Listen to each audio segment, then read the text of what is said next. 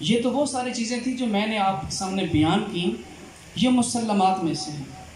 بہت ساری چیزیں ایسی ہیں جو اختلافی بھی ہیں، لیکن میں وہ ممبر پہ کرنا نہیں چاہتا۔ اس کے لیے میں گزارش کروں گا جوانوں سے، کوشش کریں تاریخی کتابوں کا مطالعہ فرمائیں تاکہ وہ باقی حقائق آپ کے سامنے آئیں، کیونکہ بہت ساری باتیں ایسی ہوتی ہیں جن کا تعلق ممبر سے نہیں ہوتا۔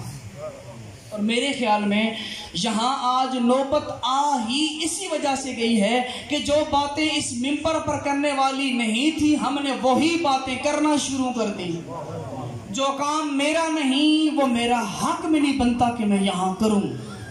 بھئی فقہی مسائل کے فتوے دینا فقہا کا کام ہے، میرا یہ حق نہیں بنتا کہ فقہی مسئلے میں اپنی رائے یہاں آ کے دوں کہ یہ کام کرنا چاہیے، یہ چیز پڑھنی چاہیے یا یہ چیز نہیں پڑھنی چاہیے۔ مسئلہ یہیں سے بنا کہ اس ممبر پہ آ کے جن کا کام صرف فضائل اور مسائل پڑھنا تھا انہوں نے شریعت ہاتھ میں لے لی، اور جن کا کام تھا کہ شریعت کے مسائل بتاتے انہوں نے خیبر خندق شروع کر دی۔ اور نقصان کس کا ہوا؟ ہمارا نقصان ہمارا ہوا ہے، کیونکہ ضروری ہے، کیونکہ اس وقت پوری دنیا کی نگاہیں ہیں ممبر حسین پہ۔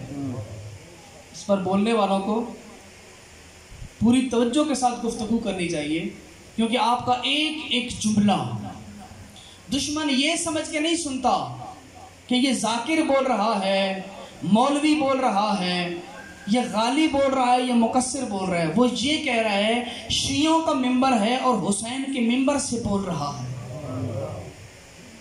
بہت ساری ایسی ویڈیوز تھیں سوشل میڈیا پہ موجود ہیں کہ جو شیعہ کو بدنام کرنے کے لیے دشمنوں نے بنائی۔ تقریباً اب تک 3 سیڈیاں وجود میں آ چکی ہیں۔ تو جب وہ سیڈیاں لوگوں کے سامنے پیش ہوئیں تو علماء نے پتہ کیا جواب دیا؟ علماء نے ان کو دیکھ کے کہا کہ یہ جو بندہ غلط پڑھ رہا ہے نا، یہ تھوڑا ان پڑھ خطیب ہے، یہ جاہل ہے، اس کو پتہ نہیں ہے۔ تو پتہ کیا جواب دیا انہوں نے؟ کہا وہ ایک ان پڑھ جاہل ہے، یہ جو سامنے 1000 بندہ ہاتھ کھڑے کر کے داد دے رہا ہے یہ بھی سارے جاہل ہیں۔ اس کا مطلب ہے کہ ذمہ داری ممبر پہ صرف بولنے والے کی نہیں، سننے والے ہر سامع کی بھی ہے، کہ اس مکتب کے تحفظ کے لیے کوشش کریں۔ اولاً تو ایسے افراد کو بلائیں کہ جو آپ کو تفرقے اور تقسیم کی طرف نہ لے کے جائیں، اور اگر بالفرض اگر کوئی غلط کہتا بھی ہے تو مجلس کے بعد اس سے باز پرس کریں۔ مثلا میں ابھی آپ کے سامنے پڑھ رہا ہوں، آپ کو مکمل حق ہے مجلس کے بعد آئیں، جس طرح ابھی کسی عزیز نے سوال کیا تو میں نے بھی جواب دیا آپ کو، آپ کا حق بنتا ہے۔ آپ نے فضائل پڑھا، آپ نے مسائل پڑھا، کہاں سے پڑھا ہے؟ یہ آپ کی اپنی ایجاد ہے یا تاریخ میں کہیں لکھا ہے؟ جس دن ہمارے اندر یہ جرت پیدا ہوئی کہ ہمیشہ سچ سن کے سچ ہی قبول کرنا ہے، یقین جانو پوری کائنات کے اندر تشیع کا چہرہ ایسے نکھر کے سامنے آئے گا کہ ہمارے کردار کی خوشبو سے لوگ علی ولی اللہ پڑھ لیں گے۔